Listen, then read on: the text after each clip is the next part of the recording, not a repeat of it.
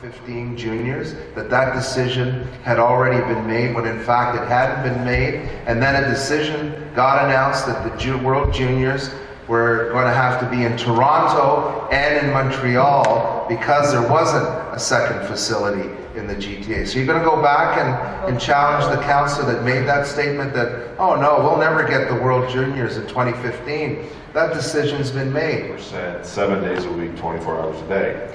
So I think we're out of luck. Everybody see me now? Can we get these microphones down by any chance? Yeah. I mean, are you still committed to taking this conversation away from the perception that this facility needs an NHL team? Well, it doesn't. For 3 years now, I've made the case over and over. So is Global Spectrum. All the experts have said this is the GTA. 150,000 people move to the GTA every year.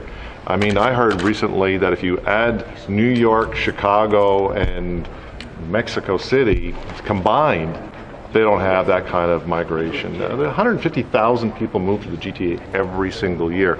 It's the largest market in the world, at least North America, but the world, that only has one 19,000, 20,000 seat arena. It's just needed. And the experts at Global Spectrum have made the case. So I've been through this for 3 years. We know what we're doing, and we do not need any particular tenant because of the demand for the facility. So that's any particular tenant. Yeah, any particular tenant. We don't need a particular tenant at all. We're going to be a very, very busy building, and it's because we're in the GTA.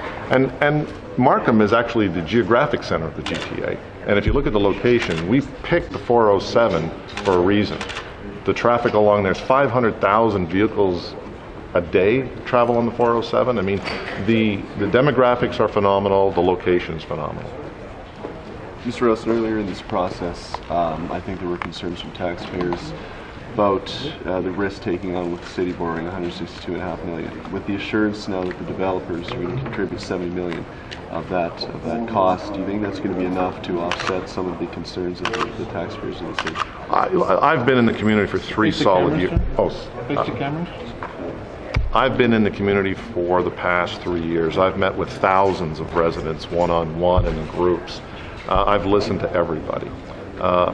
The financial borrowing is always the #1 issue, and how does this affect taxpayers?